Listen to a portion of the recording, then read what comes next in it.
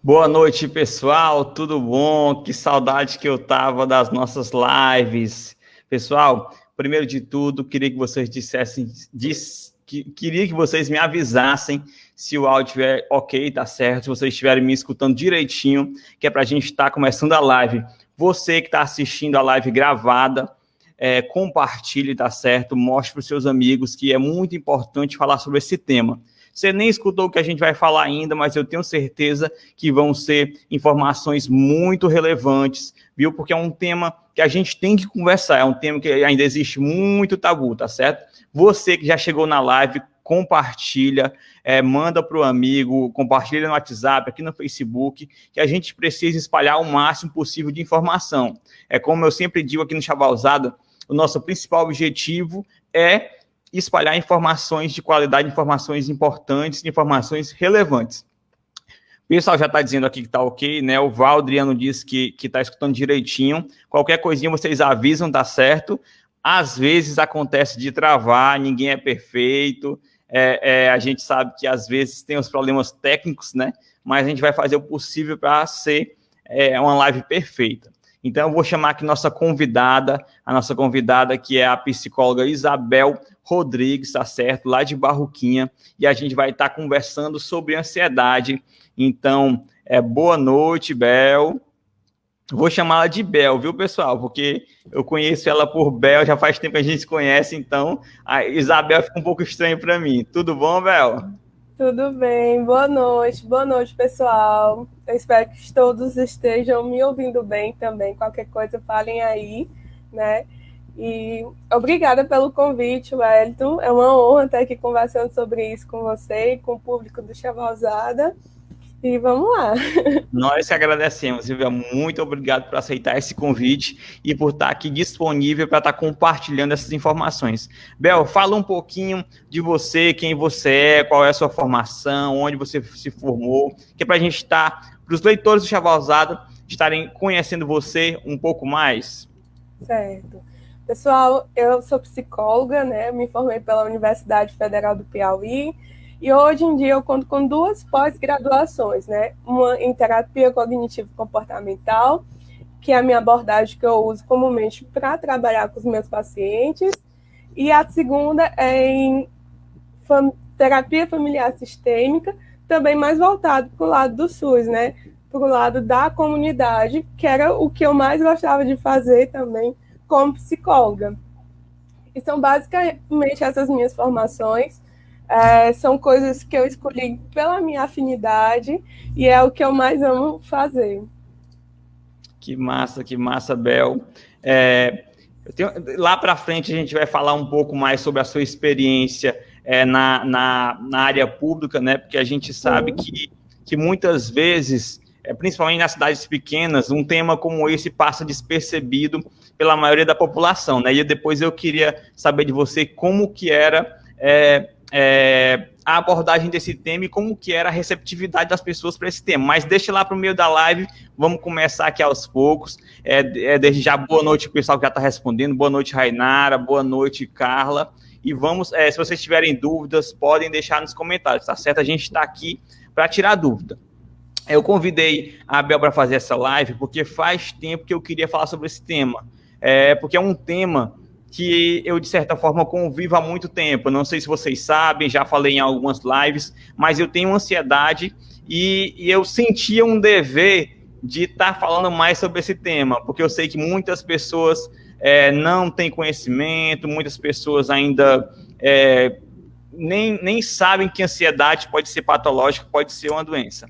Então, para começar, Bel, o que seria o transtorno de ansiedade? Pronto. O transtorno de ansiedade é característico pela o excesso, digamos assim, de vários sintomas que é causado pela ansiedade, né? Mas, primeiramente, é importante a gente entender que a ansiedade, ela é uma emoção. Assim como eu sinto raiva, tristeza, alegria, nojo, felicidade, que são as emoções principais do nosso corpo, a ansiedade também é uma emoção, né? Então, ela é inerente ao nosso corpo, a gente não consegue viver sem ela. Só que com o passar do tempo, né, quando a gente vai passando por muitos traumas, por muitos fatores que influenciam a ansiedade, ela vai se tornando um transtorno, porque aí vai gerar vários sintomas, tanto físicos, psicológicos, enfim, que vão se tornar um transtorno na sua vida, que você vai comprometer sua vida social, né, sua vida no trabalho, seus relacionamentos, e aí sim a gente pode chamar que é um transtorno de ansiedade. Mas entenda, a ansiedade é uma emoção, né, ela faz parte do nosso corpo, e ela também é super importante para a nossa sobrevivência, porque se a gente não sentisse ansiedade, a gente não tinha medo de nada, e aí não tem como, né? Tem situações que a gente precisa, sim, ter ansiedade, porque ela regula o nosso emocional, ela regula nosso comportamento de fuga também, então a gente precisa ter controle disso. Então, tudo que se torna um transtorno é porque causa um efeito, né, muito intenso e prejudica a nossa vida. É basicamente isso que eu posso falar por enquanto. Deu para entender? Não estou te ouvindo, Edson. Pronto, sou eu. Eu estava desativado aqui, tá ouvindo agora, né? Pronto. Falando disso, que a ansiedade é um sentimento que a gente tem, que ela é inerente ao ser humano. Eu lembro de quando eu tive, não de quando eu tive a minha primeira crise, mas da vez que eu procurei o médico a primeira vez por conta de uma crise. E ele disse que aquilo era ansiedade. Eu disse, doutor, mas ansiedade de quê? Que eu não estou esperando nada. Na minha cabeça, a ansiedade era só quando estava esperando alguma coisa. Aí ele disse, não, mas é ansiedade. Só que ele não explicou o que era, né? Que era transtorno. Mas ele disse que era ansiedade. Mas, homem, eu não estou esperando nada, não tem nada que para eu estar ansioso. Aí eu não consegui entender, porque na minha cabeça, ansiedade era estar ansioso por uma coisa, estar aguardando algo. Eu não fazia nem ideia que existia esse transtorno. Então, Bel, e quais seriam os principais sintomas desse transtorno? A partir de que momento a gente tem o conhecimento que a ansiedade está deixando de ser um sentimento normal e passando a ser uma patologia? Pronto. Geralmente a gente confunde muito a ansiedade com esse desejo de algo que vai acontecer, né? Uma previsão de algo que está por vir. Isso também faz parte, isso sim é ansiedade também. Só que quando ela está patológica, esse desejo de que algo aconteça se torna mais, na verdade, um medo, né? Um medo do futuro, o medo de algo ruim acontecer, o medo de eu passar mal. Enfim, o medo é muito presente como um dos sintomas psicológicos da ansiedade. Mas tem os sintomas fisiológicos também. Os sintomas mais comuns são a falta de ar, né? Tonturas, a mão tremendo. Às vezes eu tenho um nó na garganta. Eu começo a achar que eu não consigo nem respirar e nem engolir nada, nem comer nada, né? São os sintomas físicos da ansiedade. E aí, além dos psicológicos, tem o medo de sair na rua e achar que vai morrer, o medo de, eu estou ficando louco, né? São preocupações muito excessivas, que essas preocupações vão gerando esses pensamentos catastróficos, né? E a gente começa a achar que está tudo fora do nosso controle, né? E o nosso cérebro entende que está acontecendo alguma coisa de perigo aqui, essa pessoa precisa fugir dessa situação e aí descontrola todos os nossos mecanismos para fazer com que a gente saia daquela zona de desconforto. Aí também tem como sintomas físicos disfunções no aparelho digestivo, né? Às vezes vou muito ao banheiro, dá diarreia, às vezes eu como demais ou como de menos. E, enfim, acho que a respiração é o que mais preocupa também, né? Porque você já começa a parar ali de respirar, de verdade, você não consegue. E aí é onde vai gerar os pensamentos que, eu estou passando por alguma doença grave, eu vou morrer, eu vou ter um ataque do coração, e aí vai virando uma bola de neve, né? Mas esses são basicamente os efeitos e sintomas da ansiedade generalizada em si. Porque tem vários tipos de ansiedade, né? Comumente, esses são comuns a todos, né? Ao transtorno de ansiedade generalizada, mas tem suas especificações também. Bel, se fosse um bingo, eu já tinha ganhado esse bingo, se fosse marcar o X em cada sintoma, Cada porque eu sintoma. senti todos. No início, na primeira crise que eu fui para o hospital, porque eu já tinha tido crise e não sabia, não tinha a mínima ideia que isso era crise de ansiedade. Mas Sim. eu lembro que foi justamente dessa maneira. Eu comecei a achar que eu não estava respirando direito, e aí eu comecei a prestar atenção na minha respiração, e realmente eu comecei a ficar com falta de ar. E disse lá em casa que eu estou passando mal, quero ir para o hospital. E quando eu cheguei no hospital, eu não senti mais absolutamente nada. Quando eu Uhum. cheguei lá, eu fiquei bom. Aí eu verifiquei os sinais todos normais, pressão, tudo normal, eu voltei para casa. No dia seguinte, eu senti de novo do mesmo jeito. Então, é uma coisa que é inexplicável, aquela sensação de que vai morrer, aquela sensação de que não vai conseguir ficar em pé. E é realmente difícil acreditar que isso é causado só pela mente, né? Eu demorei a acreditar que eu estava com ansiedade, que isso era o problema. Eu achava que eu estava doente de alguma coisa, que eu ia morrer, mas é muito complicado. E tem pessoas que de certa forma, não. Como que eu posso dizer? Quando alguém diz que está sentindo isso, a pessoa diz que é besteira, que não tem como sentir isso, que é coisa da cabeça e tal. Mas é uma coisa muito séria. E, Bel, eu queria saber até que ponto a ansiedade pode ser considerada normal e até que ponto ela é patológica. A gente sabe que tem pessoas bastante ansiosas que, quando vão fazer algo, ficam pensando naquilo. Mas eu queria saber qual é a linha. Passou dessa linha, tem que procurar ajuda. O que seria esse divisor? Pronto. Para a gente considerar e diagnosticar a ansiedade como um transtorno de ansiedade, a gente tem que considerar essa preocupação excessiva, esses sintomas, né? A frequência e a intensidade com que eles acontecem, pelo menos de 3 a 6 meses, né? Se isso for muito persistente, aí a gente diagnostica, sim, que é um transtorno de ansiedade, só que a gente não precisa nem esperar esse tempo todo, né? Porque a ansiedade, ela sempre vai estar ali. E aí é só com o passar do tempo que vai enchendo de gotinha em gotinha aquele copo, né? Que ele vai transbordar. Então, quando vem uma crise de ansiedade, então já é um ponto inicial. Não, você está com transtorno e a gente precisa cuidar disso aqui, né? Só que a gente tem que ir aos poucos, observando.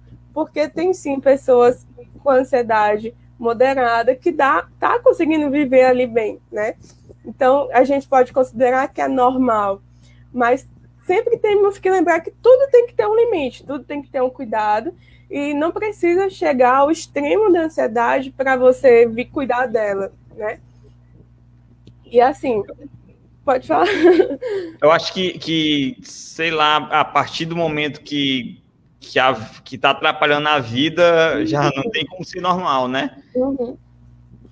Os transtornos em si, eles são muito comuns. Às vezes, se você pegar um DSM-5, né, que a gente usa para classificar os transtornos, você vai se identificando, né? Eu tenho isso, eu tenho aquilo, eu apresento isso, porque de fato a gente vai apresentando esses comportamentos.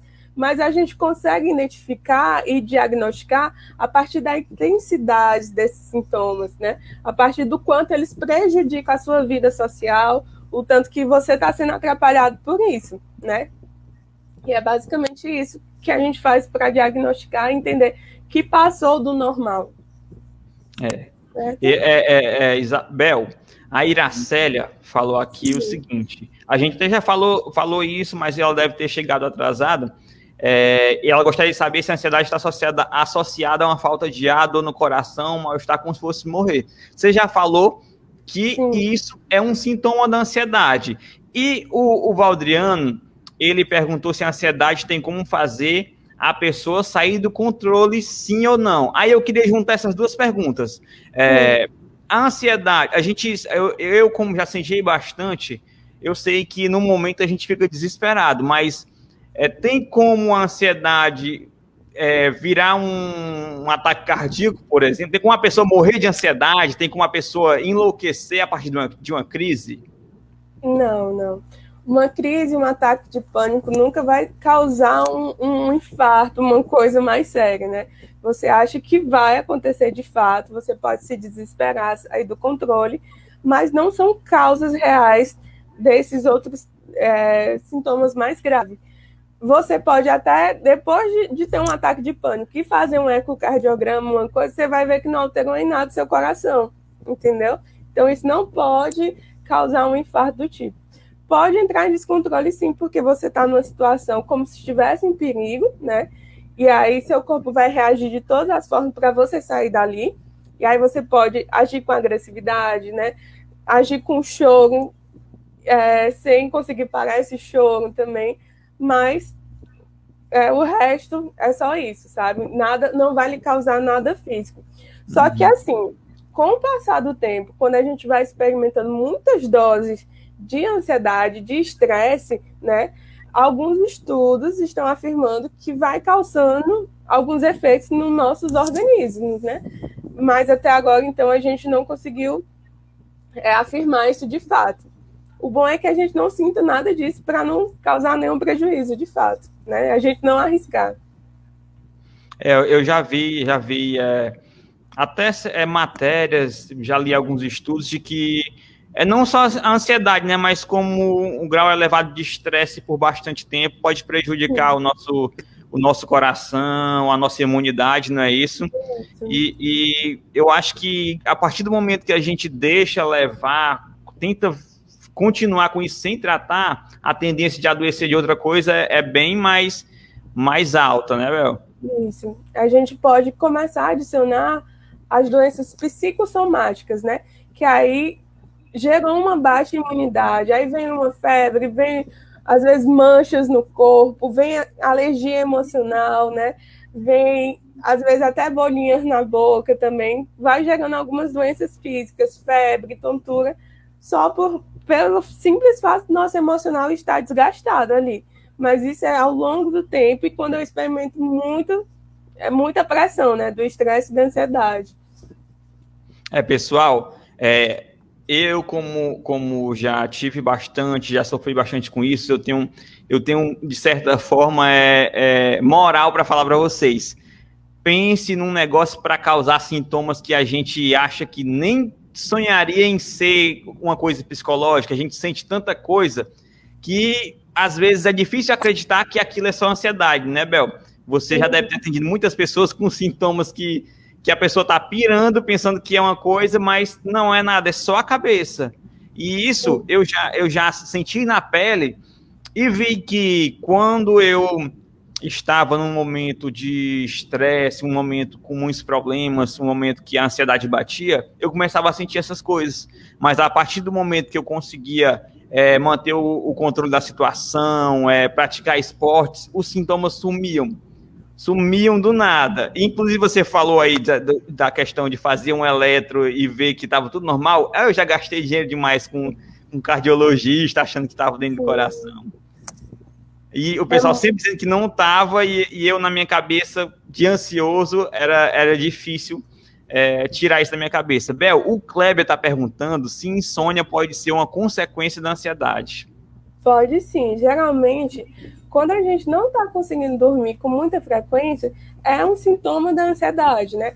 Isso acontece por quê? Porque quando eu vou relaxar, lá na minha hora de dormir, eu tô com minha cabecinha a mil, né? Muitos pensamentos. Amanhã eu tenho que fazer isso, amanhã eu tenho que fazer aquilo. Vem pensamentos lá da minha infância, pensamentos de uma briga passada que eu não resolvi.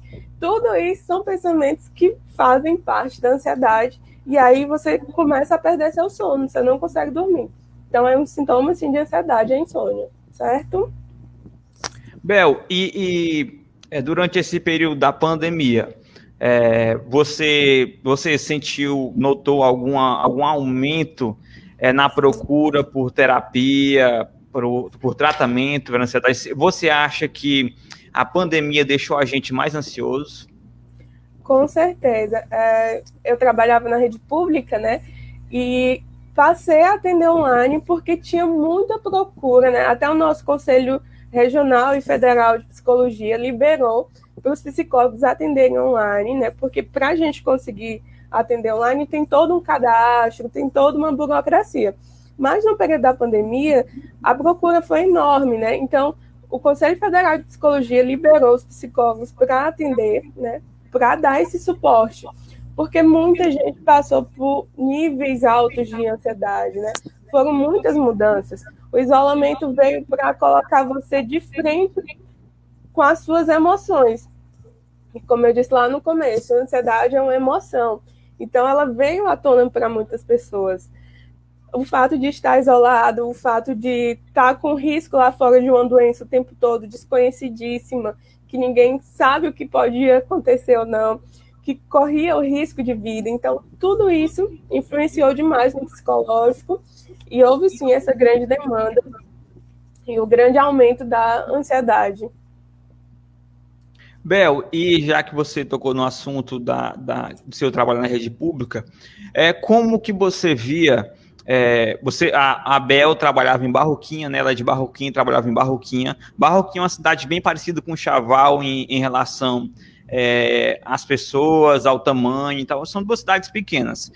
Como que você via essa questão da ansiedade nos seus atendimentos, no meio das famílias, as famílias mais carentes, as pessoas tinham conhecimento de que ansiedade poderia ser uma doença? Pronto. A ansiedade era muito comum, né? É um dos transtornos comuns em qualquer sociedade. E aqui em Barroquinha não era diferente. Muito dos meus pacientes eu acompanhava por motivo de ansiedade, só que poucas pessoas sabiam que isso é ansiedade, né? Por isso que é tão importante a gente estar aqui falando sobre isso, porque às vezes tem alguém que está ali sofrendo com ansiedade e nem sabe o que é de fato. E aí, na minha experiência, tinha muita gente assim que não sabia o que era ansiedade, que já chegavam no posto de saúde por estar no nível máximo ali de estresse, por já ter tido um desmaio, ou por não estar conseguindo mais viver, de fato. E aí, na nossa investigação, né, de psicólogos, a gente consegue diagnosticar que foi só apenas um transtorno de ansiedade, que a pessoa pode ter qualidade de vida de novo a partir da terapia. É muito comum em si. Os transtornos em si, trazendo um pouco da minha experiência, eram muito mais comuns nas realidades dos interiores. Na sede em si, eu tinha pouco paciente com transtorno de ansiedade grave ou um transtorno de depressão maior, né? Os transtornos eram muito mais comuns nas áreas rurais, né? Nos distritos. Isso fala muito do que a gente aprende na nossa faculdade, né? Da influência dos fatores de riscos que fazem acontecer um transtorno. É a falta de sociabilidade, a falta do que fazer de fato mesmo, né? Às vezes eu não tenho um emprego, não tenho uma renda financeira boa, eu venho de uma realidade que eu vivo naquele mundinho ali parado, então eu não tenho um norte de vida. E aí acaba influenciando, sim, a presença desses transtornos. Bel, a terapia, ela pode conseguir acabar, controlar um transtorno de ansiedade? O paciente pode não precisar vir tomar medicação, apenas fazendo terapia? Sim, sim. Por muitos anos, né? Eu trabalhei 3 anos, eu tive muitos pacientes que eu acompanhei durante esses 3 anos e nunca chegaram a tomar a medicação, né? Por mais que a nossa realidade no posto de saúde era bem diferente de fazer uma terapia em si, né? Era um atendimento uma vez por mês ou a cada 15 dias, mesmo assim surgia efeito, né? Eu tinha pacientes que conseguiram vencer a ansiedade sem fazer o uso das medicações psiquiátricas ou psicotrópicos em si. Porque, assim, a terapia faz com que você se autoconheça, né? A partir do autoconhecimento, eu começo a pensar melhor sobre as minhas emoções. Eu começo a pensar, antes de agir, antes de eu entrar numa crise de ansiedade, eu vou observar, não, isso não precisa que eu me desgaste, né? Isso não precisa que eu entre em pânico. E aí é na terapia que a gente aprende esse autoconhecimento. Por isso é tão importante que, para além de eu fazer uma medicação, fazer uso de uma medicação, eu faço a terapia também, né? Porque o que acontece muito? A gente acaba dependendo muito do remédio. Às vezes eu só espero daquela medicação, eu não me autoconheço, eu não vou para terapia, eu não faço mais nada na minha vida. Mas eu tô ótima, porque eu tô ali com remédio. Só que no dia que chegar a faltar esse remédio, o que acontece? Eu vou entrar numa crise, eu vou estar numa síndrome de abstinência daquela substância. Então é tão importante quanto, né, fazer terapia. Porque só assim eu vou conseguir aprender a lidar com as minhas emoções, vou começar a produzir minhas substâncias naturalmente, eu não vou precisar repor com a medicação. Eu sempre falo isso, né? A medicação é muito importante, porque às vezes, por mais que você lute, você não consegue repor os seus hormônios da felicidade, do bem-estar, que aí só consegue com a medicação. Mas se eu coloco a medicação e começo a fazer terapia, eu vou fazendo com que eu mesmo, o meu corpo, produza as minhas substâncias. E aí eu vou conseguir me desvencilhar do remédio, né? Então é importante fazer o uso da medicação, mas a terapia, ela é super eficiente nesse caso também. Às vezes eu não preciso tomar, porque eu já vou me autoconhecer, vou começar a praticar coisas que a minha psicóloga vai passar e vai me ajudar. Mas também não tem esse preconceito com a medicação, né? Como eu falei, às vezes não tem como eu de cara logo sair dessa crise, né? Eu preciso repor algumas substâncias. E aí só com a medicação mesmo. E aí aos poucos vamos diminuindo com a terapia. O que me ajudava também era a atividade física. Quando eu praticava esportes, eu via uma melhora. E quando eu ficava só, eu fiz uso da medicação por bastante tempo. E agora, na pandemia que voltei a ter crises, eu tive que voltar à medicação. Eu falo disso um pouco, daqui a pouquinho eu falo um pouquinho mais sobre isso. Mas, Bel, em relação a esse tabu que é a medicação, né? Você falou aí que não precisa ter preconceito da medicação, e isso é o que realmente acontece. Muitas pessoas têm preconceito em relação à medicação voltadas para a saúde mental. As pessoas, quem toma, sente vergonha de dizer que toma. Eu tive uma fase que eu escondia de todo mundo. Quando eu tinha que pegar uma medicação na secretaria e escondi, tá? Hoje não. Hoje se for para levar na mão, eu levo. Eu sei que do mesmo jeito que a gente toma um remédio para dor de cabeça, a gente toma um remédio para gripe, qualquer coisa. A gente pode tomar uma medicação para ajudar o nosso corpo a produzir substâncias que estão faltando, né? Então, vamos dar só uma atençãozinha aqui para o pessoal que está assistindo, porque já vi que tem gente ansiosa aqui. Se a gente não ler os comentários, vamos ficar zangados. A Lili Almeida, ela perguntou o seguinte: é verdade que se eu parar os medicamentos, posso ter crises mais graves futuramente? Tem alguma coisa a ver? Isso, se ela parar de tomar o medicamento, pode ter crises mais graves? Não. Depende do transtorno, né? E depende do quão tá a sua vida, né? De como tá. Se você tá preparada depois de uma terapia, depois de um tempo, você já passou por um acompanhamento, você pagou essa medicação, então pode ser que não venha surgir a ansiedade de novo e nem que ela se agrave. Mas temos alguns transtornos que têm alguma ressalva, que não é o caso da ansiedade. Alguns transtornos, tem pacientes que eu não posso mais parar de tomar medicação, porque corre risco de vida, né? São casos de pessoas que já tentaram suicídio e tudo mais. E aí pode vir tornar até uma crise muito mais forte se parar essa medicação. Mas não é o caso da ansiedade. A ansiedade, ela é uma emoção, como eu sempre repito. Porque você sempre vai viver com ela, você vai aprender a lidar com ela, né?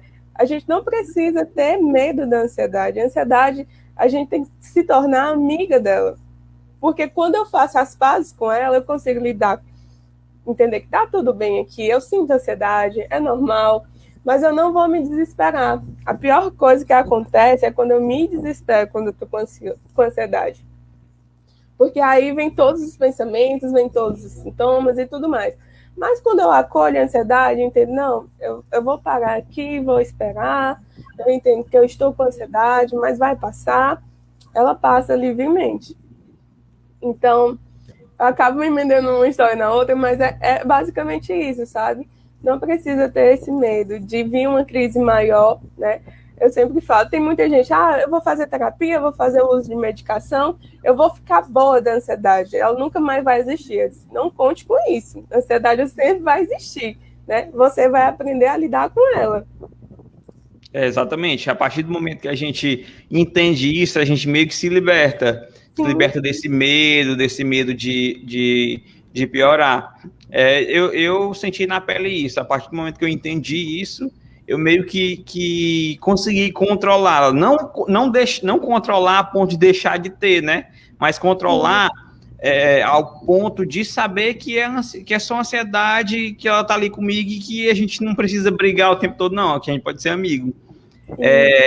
Bel, a Lorena perguntou o seguinte: Bel, o que podemos fazer para melhorar durante a crise? Pronto. Eu ia falar mais lá pro final, mas eu já vou começar a dar as dicas, né? Posso falar das dicas de melhorar? Pessoal, anota aí as dicas, viu? Dica importante. Como eu falei, a primeira coisa é acolher, né, a ansiedade, acolher, entender que você está sentindo aquilo ali, mas que ela vai passar, tá certo? E a segunda coisa que eu sempre falo muito é respirar. Porque o que acontece? Eu já falei até agora na live, que a gente acaba perdendo a forma como respira, perdendo a percepção de respirar e acaba achando que não está conseguindo respirar, que a falta de ar está muito forte, e de fato acontece isso, porque você está em desespero. E aí você tem que sentar, parar, acolher essa emoção e começar a respirar. Aí você vai fazer a respiração diafragmática, né? Lorena deve saber, ela é fisioterapeuta, né? Que eles trabalham muito com a respiração também, mas a respiração em si consiste em você puxar o ar pelo nariz bem lentamente, esperar um pouquinho, soltar pela boca, né? E observar se esse oxigênio que está entrando está fazendo o caminhozinho dele todinho, se está indo lá para sua barriguinha, né? Que aí fez o caminho dele certinho, chega lá no nosso cérebro, que vai entender, tá tudo bem, estou ansiosa, mas a minha respiração está controlando tudo aqui, eu estou controlando a minha respiração, não preciso entrar em pânico. Então, faça essa respiração bem calma, bem devagar, sem pressa. Outra técnica também que a gente ensina muito, às vezes, é observar o ambiente onde você está. Né? Às vezes você está com medo, um medo de estar em situação de perigo, comece a pensar e observar mentalmente o que você está vendo. Aí, tipo, se eu estivesse tendo uma crise de ansiedade aqui, aí eu diria mentalmente, o que eu estou vendo?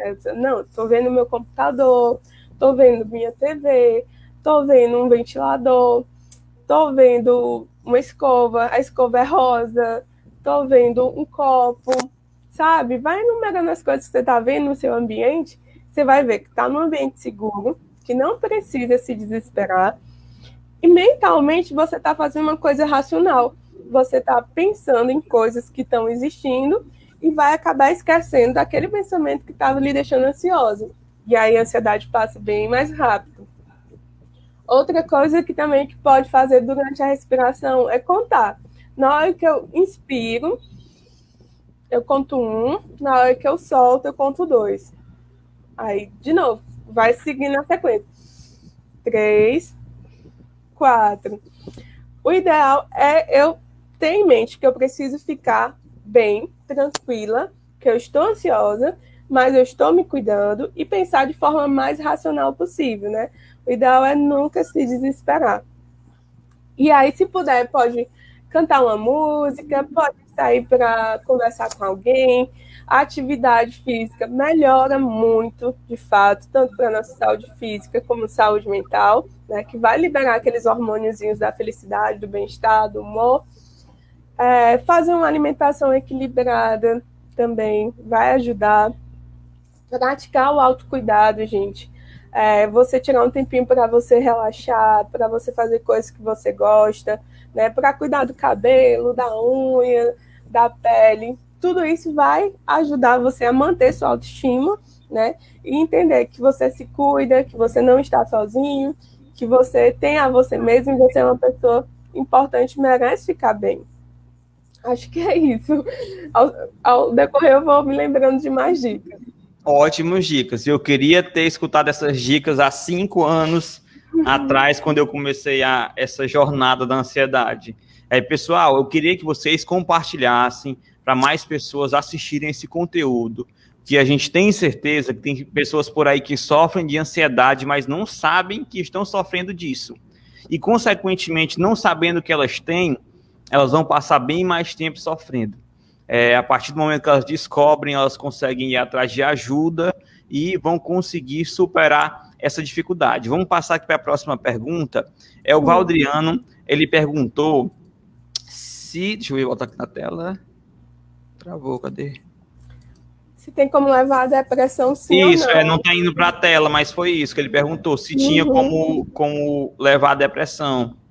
Pronto. Pode, aí, sim, gente. Assim, como ela mexe muito com o nosso emocional, ela é parte do nosso emocional, eu posso ter sentimentos de angústia, de tristeza, o choro pode vir se tornar frequente, e cada vez que isso vai se tornando frequente, eu posso vir desenvolver um transtorno de depressão, né?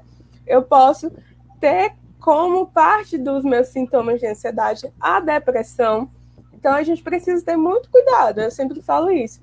Por mais que a ansiedade pareça ser simples, né? Da forma que eu estou falando aqui, às vezes parece ser simples, ela pode se tornar um transtorno que vai mudar a sua vida ali de uma forma muito drástica. Então, ela pode vir tornar a depressão mais presente, e a depressão é um transtorno que tem um certo nível de dificuldade maior na vida das pessoas. Pronto, agora deixa eu ver se tem mais outro aqui. Pronto. A Ana Carolina, ela fez um comentário que até vai puxar uma pergunta que eu ia fazer.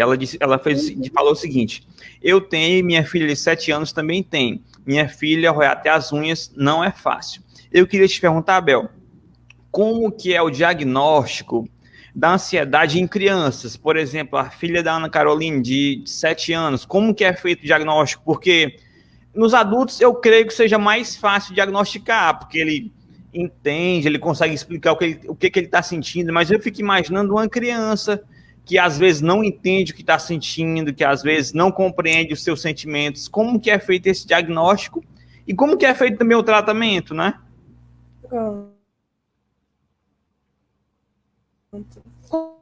Quais são mais comuns que a gente pode vir a diagnosticar? Geralmente, a criança ela demonstra a ansiedade dela a partir da preocupação. Ela tem preocupações de separação, né? Medo de sair de perto e ficar lá. Agora, muitas crianças estão voltando à escola, então pode experimentar um pouco de ansiedade.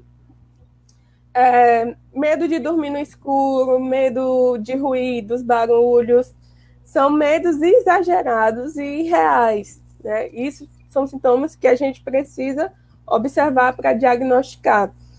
Criança que rói a unha, criança que tem uma coisa para fazer no outro dia, está o tempo todo ali perguntando que horas vai ser, como vai ser.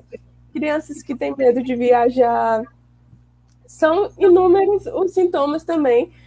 E além dos sintomas físicos, que é comum a todo mundo, né? Essa falta de ar, o medo excessivo, a insônia, o medo de socializar. Tudo isso que é presente na ansiedade em adultos também pode aparecer em crianças.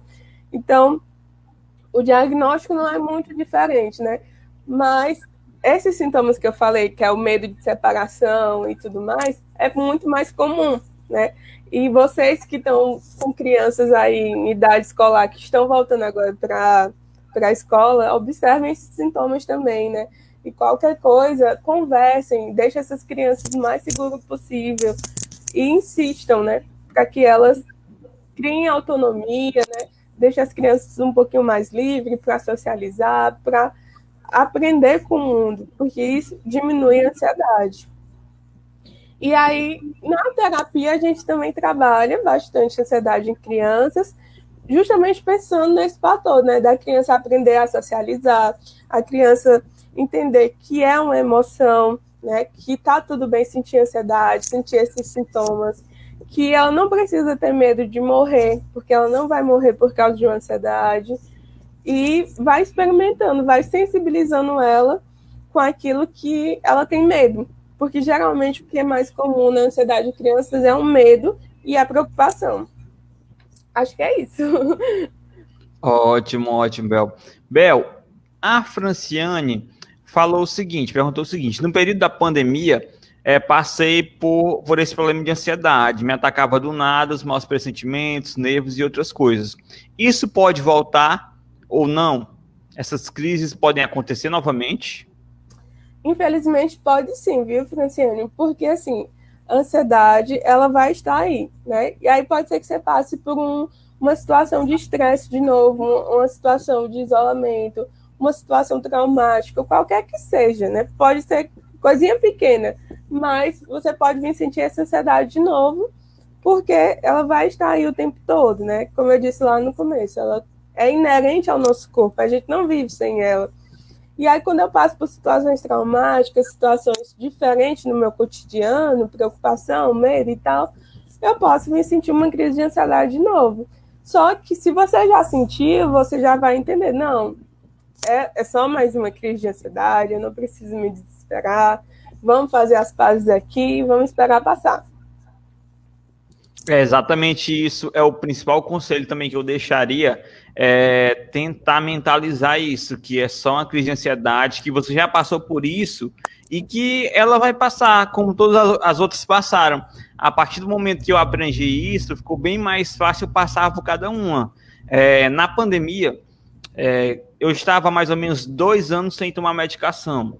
E na pandemia, por conta de todo o contato que eu tive, que eu estava fazendo acompanhamento de todas as notícias e tal, fazendo live, teve um momento que eu me vi, principalmente depois que eu peguei o Covid, aí pronto, aí eu não aguentei, a ansiedade me derrubou, eu comecei a sentir novamente, e aí aí eu me consultei e tal, e a doutora receitou, vamos voltar com a medicação, eu não pensei 2 vezes, voltei, e eu vi que por muitas vezes na nossa vida a gente vai ter momentos que não vai ser fácil manter o controle, que a gente não vai ter o controle de tudo. Por exemplo, numa pandemia dessa, quem poderia imaginar, né?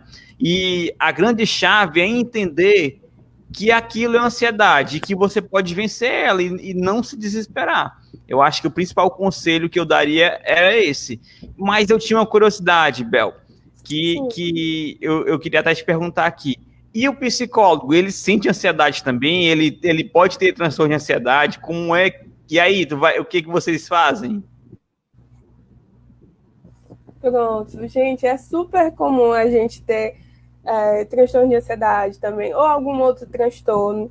A gente acha que o psicólogo, ele não pode sentir nada disso. A gente acaba esquecendo que o psicólogo é mais um humano, né, que estudou, que vive ali para ajudar os outros humanos. Mas eu também sinto ansiedade, eu também sinto tristeza, eu também sinto raiva, às vezes eu me descontrolo.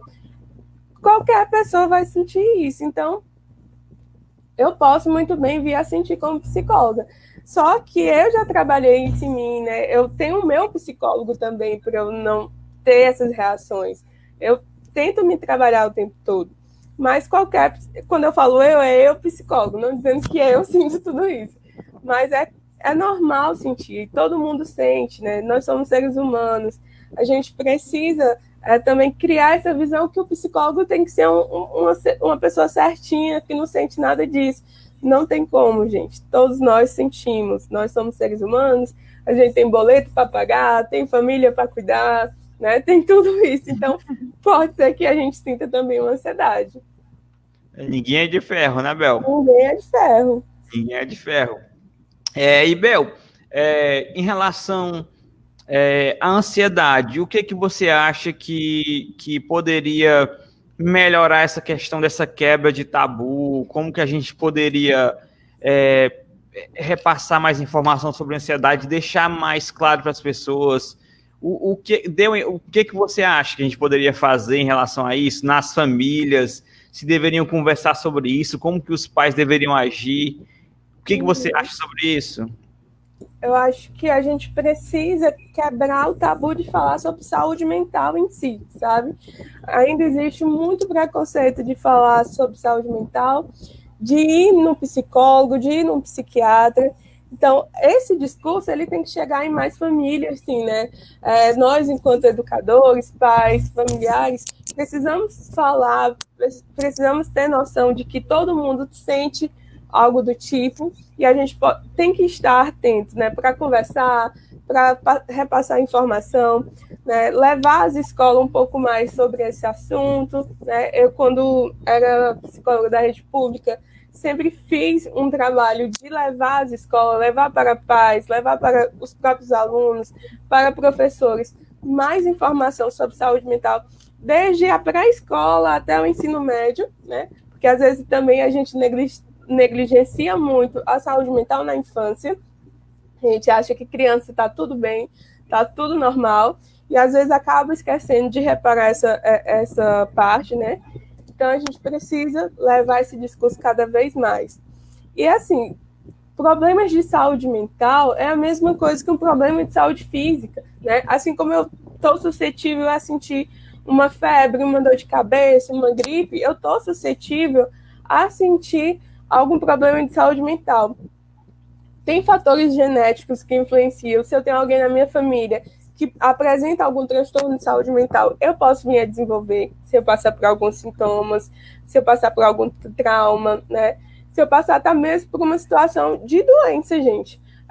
Se eu tenho alguma doença crônica que eu sei que não tem cura, que demanda gastos, que demanda cuidados o tempo todo, eu posso vir desenvolver um transtorno mental. Então, todos nós estamos suscetíveis a passar por isso. Então, é super importante que a gente quebre esse tabu, que a gente converse sobre isso, né? E entender que quem vai no psicólogo é quem tem problema. E quem é que não tem problema, né? Eu não preciso ter um problema de saúde mental grave para eu ir no psicólogo. Eu preciso entender que eu preciso lidar com algumas questões que não estão muito favoráveis para mim, que eu não estou me sentindo bem, que eu quero entender melhor, que eu tenho dúvida. Se eu tenho isso, eu posso ir sim no psicólogo. Eu não preciso estar com um transtorno mental grave. Porque muita gente acha que só quem vai no psicólogo é doido, quem vai no psiquiatra é doido. Gente, aí é que a gente se engana, viu? A gente precisa ir no psicólogo para não chegar no nível extremo. E às vezes a gente precisa fazer terapia para lidar com gente que precisa mais do que a gente de terapia. Então, quebrem esse tabu, não tenham vergonha, comecem a seguir mais perfis de profissionais, né? Eu tenho um Instagram, Isabel Rodrigues Psi, que eu falo bastante sobre saúde mental, sobre autoestima, né? Sobre ansiedade. Então, vão acompanhando mais esses canais mesmo, acompanhem coisas que vão falar sobre saúde mental e compartilhem, né? Que aos poucos as pessoas vão entendendo que é importante sim, né? Que é comum, que é normal e que precisa ser falado. Isso, a gente tem que falar sobre ansiedade, sobre todos os transtornos mentais e quebrar realmente esse tabu, né, Bel? De quem vai. Você falou uma coisa muito interessante. Muitas vezes as pessoas que vão para terapia, para o psicólogo, é para lidar com as pessoas que precisam ir, mas não vão, né? Não vão. E é uma coisa que eu mudei totalmente minha concepção foi a respeito de terapia. No início de tudo isso, eu não botava muito fé na terapia, mas hoje eu faço e eu recomendo. Porque não só para quem tem ansiedade, para quem tem algum transtorno, mas para quem precisa conversar com alguém que, de certa forma, foi preparado para isso, né? E é uma coisa muito, muito prazerosa ter essa escuta e ter esses direcionamentos. Então, eu recomendo bastante. E eu coloquei aqui o Instagram da Isabel, da Bel, para vocês acompanharem, porque ela posta um conteúdo bem legal sobre autoconhecimento, sobre ansiedade. Eu queria que vocês seguissem, tá bom? E eu queria, Bel, que vocês falassem como já que a gente tomou o seu tempo durante toda essa live, eu queria que você dissesse para o pessoal como que faz para entrar em contato com você, para marcar uma terapia, para o pessoal saber como te encontrar. Pronto. Podem falar comigo pelo Instagram, né? Isabel Rodrigues Psi. Lá tem meu WhatsApp, tem todos os meios de contatos comigo. Mas também pode entrar na clínica, né, no Instagram da clínica Dr. Talson Ricardo, que é onde eu atendo em Chaval. Eu sei que a maioria do público é de Chaval. E aí, agora, eu estou trabalhando na rede privada, lá na clínica. Eu trabalho lá segunda e quarta. Aí pode falar com eles lá no Instagram, lá vai ter os contatos também. Mas pode falar comigo que eu também agendo. E eu também estou atendendo aqui em Barroquinha, no Espaço de Saúde Revitalizar, que vai inaugurar lá em frente ao CSU. Né? Se tiver alguém de Barroquinha, já sabe mais ou menos onde é. Não inaugurou ainda, mas eu já estou atendendo, porque o meu consultório já está pronto. Então, sintam-se à vontade para entrar em contato comigo, né? Para conhecer um pouquinho mais de perto, para cuidar da saúde mental de vocês. É um investimento que é para o resto da vida, né? Você vai levar isso para o resto da vida. Às vezes a gente gasta com tanta besteira para suprir algumas necessidades nossas e acaba deixando de investir numa terapia, né? Que vai levar para o resto da vida. Então, pense sobre isso. Isso é um investimento com você mesmo, né? Se você não Uhum. for investir em você mesmo, quem que vai, né? E o Lucas deixou um comentário bem legal aqui. Com um mundo tão intenso e dinâmico como o atual, o psicólogo, a terapia, precisa se fazer mais presente na vida das pessoas. É preciso cuidar da saúde mental. E foi justamente por isso, Lucas, que a gente marcou essa live, né? Até para aproveitar o janeiro branco, né? Que é o mês de conscientização. E eu espero que essa live tenha sido muito proveitosa para vocês. Muitas pessoas comentaram, tiraram dúvidas. Peço mais uma vez que vocês compartilhem, que é para esse conteúdo chegar ao máximo de pessoas possíveis. A live está chegando no final, mas você pode ainda mostrar esse conteúdo para várias pessoas.